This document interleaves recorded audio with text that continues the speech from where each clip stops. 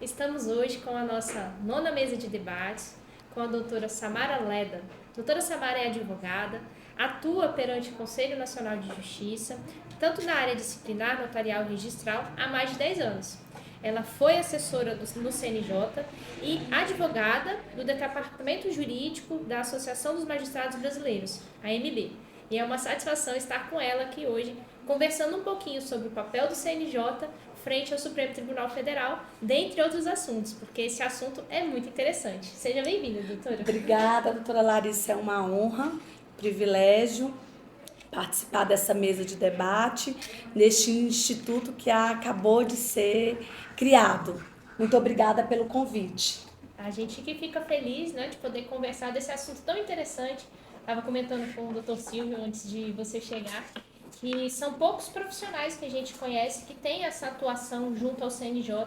Então, como você já está há mais de uma década trabalhando e laborando com isso, você sabe e conhece todas as entranhas, né, do Conselho Nacional de Justiça. E você poderia falar para a gente, explicar um pouquinho como que funciona o CNJ? Claro, conheço um pouco, né? O Conselho Nacional de Justiça, ele foi instituído pela Emenda Constitucional 45, então é um órgão jovem. Ele foi criado em 2005, né? Sua primeira composição foi em 2005, então é um colegiado novo. E a sua atuação, ela não é jurisdicional, e de acordo com a Constituição, o Conselho Nacional de Justiça, ele objetiva aí o controle da atuação administrativa e financeira do Poder Judiciário. Tá? Entendi. Quando a gente, nos nossos bastidores, né, antes da gente estar aqui conversando, você estava explicando para a gente que existe uma ligação, né, entre o trabalho que é desenvolvido entre o CNJ, o STJ e o Supremo Tribunal Federal. Como que essas demandas interagem? Isso.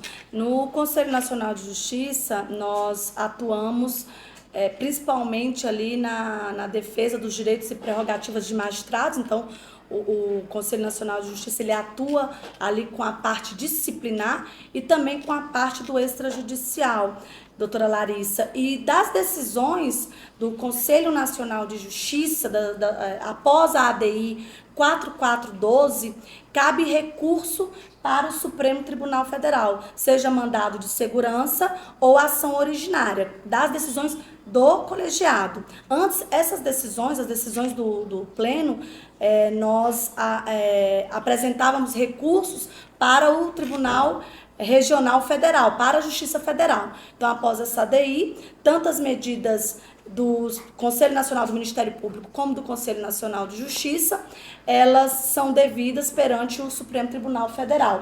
E, por exemplo, o magistrado, né, que tem um processo disciplinar no Conselho Nacional de Justiça, ele tem foro privilegiado no STJ, então acaba que corre um processo criminal no STJ, nós acabamos por acompanhar também, já que conhecemos, quando a gente conhece o processo disciplinar, e no Supremo Tribunal Federal em sede de recursos, principalmente.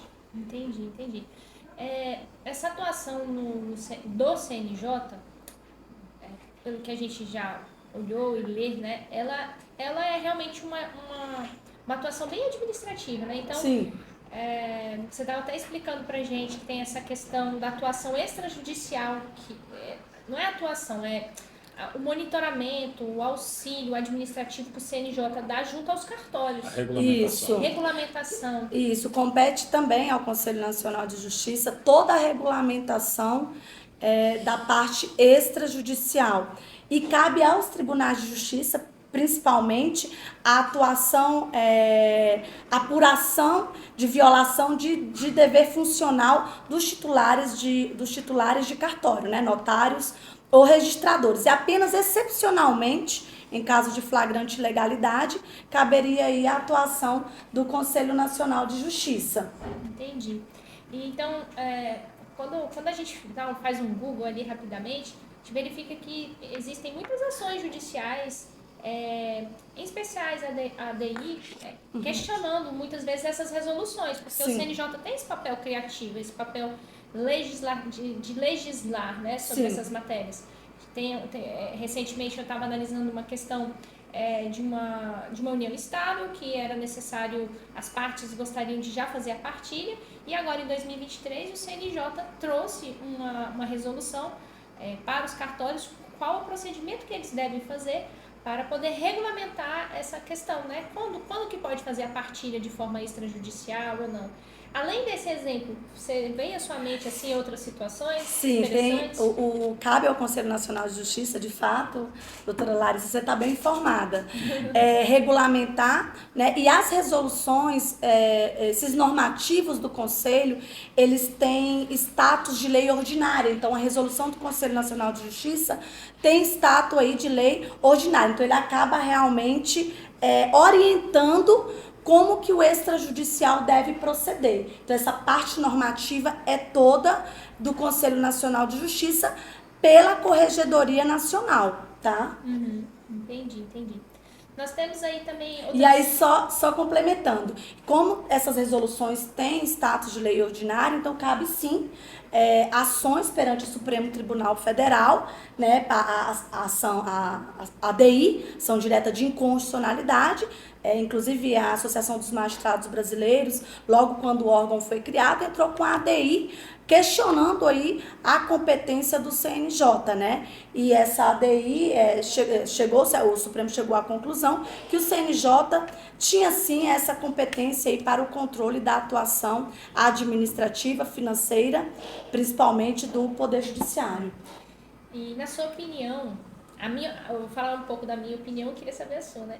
Para mim foi muito importante a criação do CNJ para poder fazer essa fiscalização, né, do Poder Judiciário, que antes, de certa forma, ela existia entre os próprios poderes, mas agora a gente tem um órgão, vamos dizer, como se fosse externo, que está ali avaliando essa situação. Você também gostou dessa novidade? Sim, com certeza.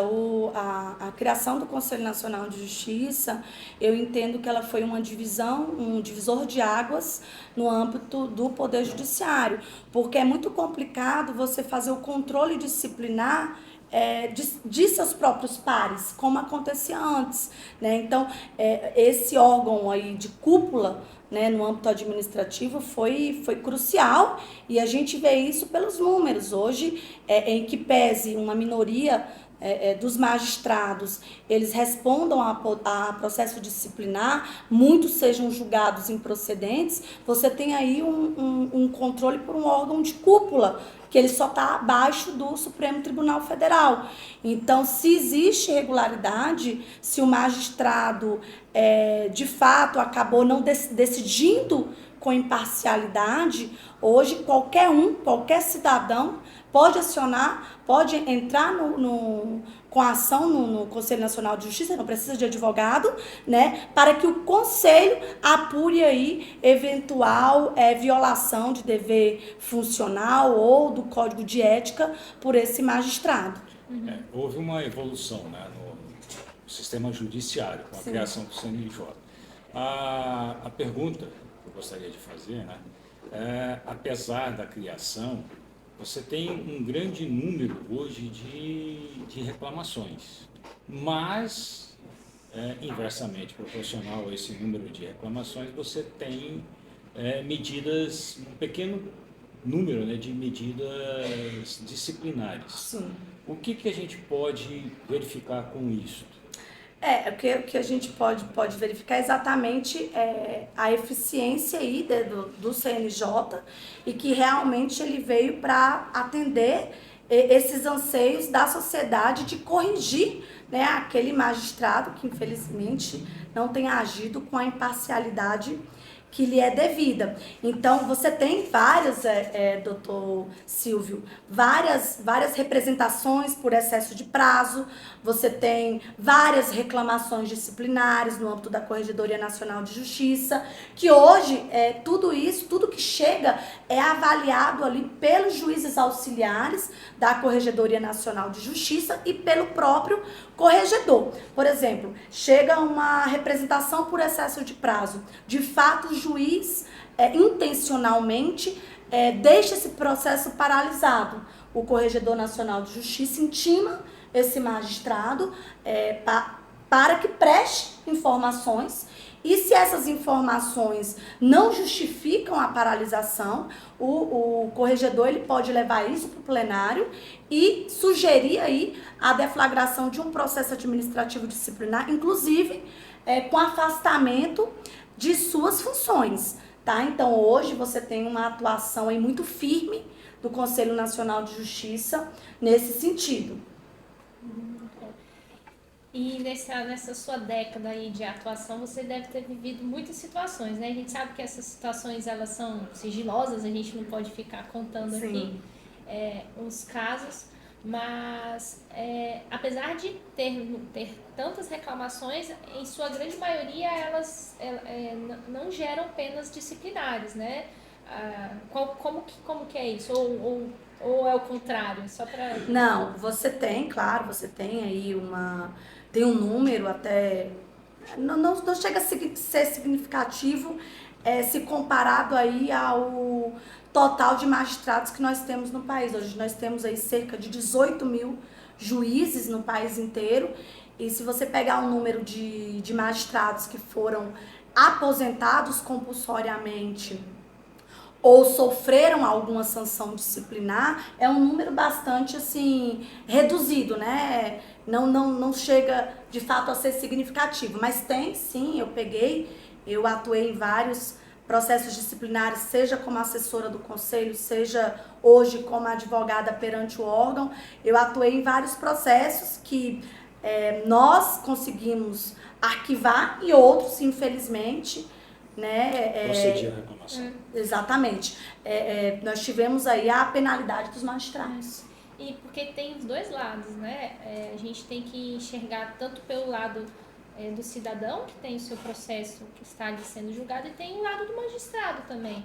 E você estava explicando pra gente anteriormente que também tem muita perseguição, né? Tem. Infelizmente, nós ainda temos, né, tem alguns magistrados que, no interior do país, principalmente, acaba proferindo decisões que desagradam, doutora Larissa, alguns membros do executivo, do legislativo. E, infelizmente, esses magistrados, às vezes pode ocorrer de serem perseguidos, né, por conta dessas suas decisões. E isso também chega ao Conselho Nacional de Justiça, e a gente verifica que o órgão tem uma imparcialidade tem uma imparcialidade para decidir, né, esses casos, o que é bem importante para a sociedade, né? Tanto ele pune quando tem elementos, como ele absolve quando não tem. Sim. Então, realmente foi um divisor de águas, como eu disse no início da minha fala, a criação desse órgão aí de cúpula pra gente. E outra questão interessante é a formação do CNJ, né? Sim. Porque ele é um órgão realmente pluri. Sim, bastante, plural, sim. Hoje você tem aí, são 15 membros, né? O conselho é integrado por 15 membros e você tem aí representantes da magistratura estadual, federal e do trabalho. Você tem aí representantes da Câmara, do Senado, você tem representantes do Ministério Público Estadual, federal, e temos também os representantes da advocacia lá também. Hoje nós temos como representantes da advocacia o conselheiro Marcelo Terto, que é maravilhoso, inclusive é irmão do nosso amigo de turma, o Ricardo Terto. Ai, que mundo pequeno. Sim, o mundo é muito pequeno. E temos também o querido conselheiro Marcos Vinícius, né? E tem assento a OAB, né? Não sei se vocês têm, claro que vocês têm conhecimento, óbvio. Tem assento perante o órgão, né, com direito à voz. Então nós temos lá hoje o querido Dr. Mansur, que também tem feito um trabalho assim excepcional. Ótimo, ótimo. Para, assim, é interessante ter esse pluralismo no CNJ, porque também demonstra um pouquinho, por exemplo, o STJ também tem isso, né, de ter magistratura, magistrados, membros do Ministério Público, advogados. Então, eu acho que essa composição ela é bem interessante e faz com que, na hora que vai se julgar esse processo administrativo, na hora que vão ser feitas as normas administrativas, a gente consiga ter essa conversa entre os vários integrantes, né, do Poder Judiciário. Exatamente. E acaba, quando chega um processo para julgamento, né, por exemplo, que envolve um magistrado, você tem a visão do advogado, você tem a visão do membro do Ministério Público e você tem a visão ali de vários segmentos da justiça, né? Estadual, federal, e do trabalho. Então, realmente é importante você ter essa composição, como você mencionou, plural. Sim, sim. Tem algum julgamento que ocorreu assim no Supremo Tribunal Federal, referente ao CNJ, que tenha te marcado? Olha, tem um recentemente que me marcou bastante, que foi a questão de um processo que, no meu ponto de vista, ele tinha superado o prazo para revisão disciplinar, tá? E o Conselho Nacional de Justiça, ele fez ali uma interpretação que também, tá? Na minha opinião, superou a esse prazo de decadência. E essa matéria já foi avaliada pelo Supremo Tribunal Federal e nós, inclusive, estamos com uma minuta também já preparada para isso, defendendo que essas questões de ordem pública, elas não merecem uma interpretação extensiva. Então, esse é o meu entendimento, né? O conselho, o colegiado teve um entendimento diferente, mas nós já temos, inclusive, decisões monocráticas, não do colegiado do Supremo, nessa linha também, pela não superação desse prazo de decadência. O que ocorre? Só para vocês entenderem. O magistrado, inicialmente, tanto o Tribunal de Justiça como o Conselho Nacional de Justiça, ele pode apurar ali a conduta do magistrado, né? Então, o processo administrativo disciplinar, ele pode tanto ocorrer no Tribunal de Justiça como no CNJ. Então, tem ali a competência concorrente. Então, na maior parte das vezes, apurado no âmbito do tribunal e vai para o Conselho Nacional de Justiça em sede de revisão disciplinar. Então, nós tivemos uma situação que o magistrado, ele foi julgado pelo tribunal, tá? Então, o processo administrativo disciplinar ocorreu ali na origem e foi em sede de revisão disciplinar para o CNJ. E havia aí superado esse prazo de um ano, tá? E é isso, né? É essa matéria que nós estamos levando para o Supremo Tribunal Federal. Já teve outras situações que também foram encaminhadas. Formar um lead case aí, né, e pacificar essa matéria. Exatamente. E essa atuação do CNJ do Supremo Tribunal Federal, ali vocês não trabalham com recurso extraordinário, não? É mais mandado de segurança, um recurso pontual. Processualmente, qual é o nome dessas peças processuais que são apresentadas no STF? Então, doutora Larissa, antes, como eu disse, cabia ação ordinária ou mandado de segurança para o Tribunal Regional Federal, tá? Para a Justiça Federal. Após a ADI 4412, cabe apenas, não mais ação ordinária, como é para o Supremo, ação originária, que aí você revolve toda a matéria que foi avaliada no âmbito ali administrativo, ou mandado de segurança quando você tem um direito ali líquido e certo, né? Então, apenas essas duas medidas hoje são cabíveis das decisões do colegiado, do pleno do Conselho Nacional de Justiça. Essa questão de TJ, TRF, que tem questões de reclamações, recurso extraordinário, essas coisas não é cabível nesse âmbito administrativo, não né? cabe, não. Isso é bem interessante. Das decisões do plenário, apenas essas duas medidas, ação originária e mandado de segurança. Entendi. E o que você deseja aí para esses próximos anos? O que você acha que vai ter de novo no CNJ? Olha, nós temos várias propostas ali de emenda constitucional. O extrajudicial, ele procura ter assento no conselho, né? A gente tem outras instituições também querendo assento, mas eu penso que seria interessante você ter representantes do extrajudicial também no Conselho Nacional de Justiça. Cartórios, né? Exatamente, dos cartórios, porque você tem ali a apuração, apuração disciplinar desses titulares de cartório, você tem também toda a regulamentação pela Corregedoria Nacional de Justiça. E eu, representante. Exatamente, eu entendo que deveria ter ao menos um representante, né, dos cartórios, sim, no Conselho Nacional de Justiça. Eu também concordo. E tem uma PEC em curso no Congresso. Entendi. Então vamos ver o que vem aí pela frente. A gente já estamos caminhando aqui para o final da nossa conversa, que está sendo muito agradável, e me fez recordar um ponto que acho que a maioria dos advogados ficam indignados, né? Aqueles que mexem com o processo eletrônico. O Dr. Silvio aqui é expert nisso, às vezes tem que ficar horas estudando o procedimento para poder entrar em um processo em um tribunal, porque hoje em dia cada tribunal tem o seu processo eletrônico. Sim. Então a gente tem PJE, EPROC, ProJude, né, tem várias plataformas. E tem no CNJ um projeto, uma resolução no sentido de unificar? Na verdade o CNJ instituiu ainda em 2013 o processo judicial eletrônico no âmbito do Poder Judiciário. Né? E hoje ele acaba concentrando, por exemplo, a Corregedoria, PJE-COR, todos os procedimentos disciplinares dos tribunais, eles têm o PJE-COR de cada tribunal e isso fica concentrado no âmbito da Corregedoria Nacional de Justiça.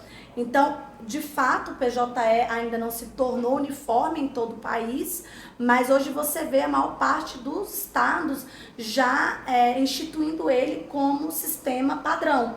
Não, mas temos São Paulo, temos o Rio de Janeiro, temos alguns outros estados que não definiram ele como o sistema padrão. Tem que falar para os presidentes desses tribunais que eles não precisam dessa vaidade, que dá muito trabalho para nós advogados termos que atuar em tantas plataformas. Verdade. Né? É muito trabalhoso mesmo. E apesar assim, ProJude, você tem o ProJude no estado de Goiás e o ProJude no Paraná.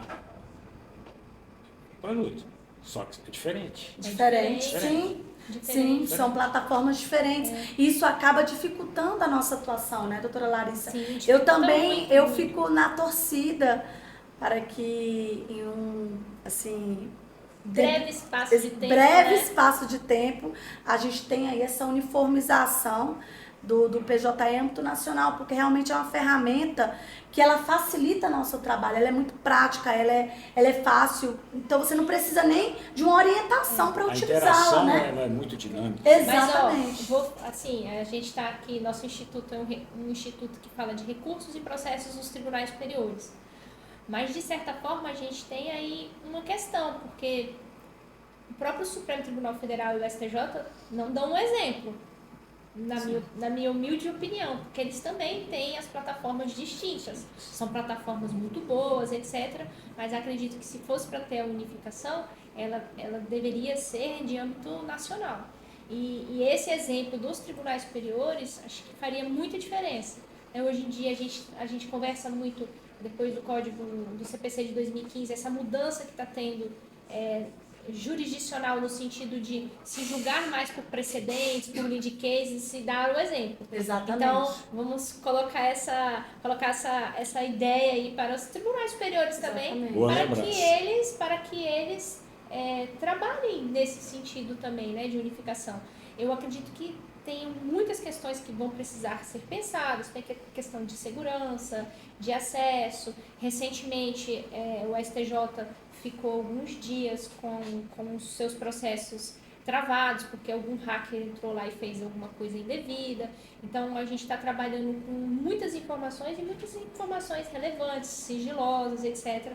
Mas eu acredito que essa unificação iria facilitar tanto para eles, porque o processo começa no ProJude de uma forma, na hora que vai subir para o STJ tem que mudar tudo para transformar para outra plataforma, que muda tudo na hora que vai para o STF. Então, é um retrabalho, na minha concepção, é uma burocracia que está na hora da gente superar, né, diante de tanta tecnologia que a gente tem. Na minha opinião também, concordo contigo, doutora Larissa. E o Supremo já tem avançado tanto, né? Hoje você vê o julgamento do plenário, é disponibilizado o voto, você consegue acompanhar ali como os ministros de determinada turma votam. Infelizmente, isso não acontece, por exemplo, no Tribunal Regional Federal. Tá? Isso não acontece. O Conselho Nacional de Justiça, em que pese você tem ali um plenário virtual, né, onde você acompanhe a votação, em alguns processos processos sigilosos, você não consegue ver o voto, mesmo que você seja constituído. Então, eu garante aí a ampla defesa e o contraditório, ao menos os advogados constituídos terem acesso ao voto, né? Por exemplo, uma inspeção que ocorre em determinado estado e eu sou advogada da associação, né? Eu não consigo ver o voto da corregedoria, porque é um processo sigiloso. E eu vou mais além. Às vezes tem processos da corregedoria que eu estou constituída como advogada do magistrado e eu não consigo ver.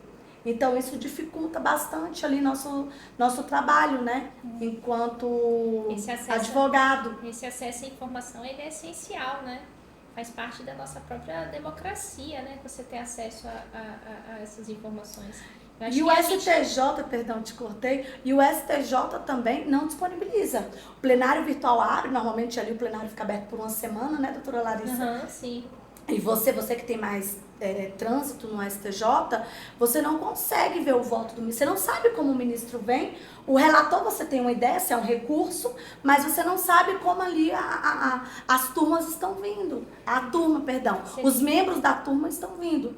Seria muito interessante, porque você teria oportunidade, então, de pedir para conversar, né, com o magistrado, verificar o que pode ser ajustado ali. Mas a gente está nessa franca evolução aí, eu acredito que aos pouquinhos a gente vai ajustando. Sim, eu também acho. Para mim parece até que essa questão está até em discussão. Eu não tenho certeza, mas eu ouvi dizer que inclusive a OAB Nacional tinha levado essa questão para o Supremo. Então, talvez aí a gente tenha alguma novidade em breve. O Brasil também é gigante, né? Grande, né? Você falou 18 mil magistrados. E ainda é pouco, né? Sim, ainda é pouco. Cerca de... E infelizmente, o que eu tenho percebido hoje é que muitos têm deixado a carreira. Sim. Nós tivemos uma demandada, né, nesses últimos dias. Eu também... Porque tá tudo evoluindo, né?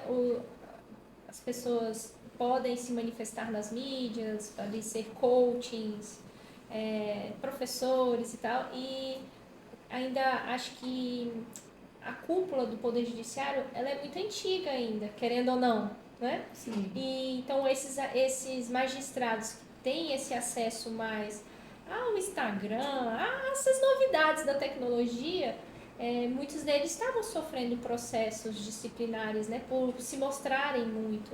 E aí, na hora que acho que eles foram colocar na balança, valeria mais a pena continuar na iniciativa privada do que ser magistrado, né? A questão é que acaba que a corregedoria tem normatizado bastante essa matéria, mas infelizmente pelos excessos, doutora Larissa, agora fazendo contraponto, pelos excessos de alguns, né?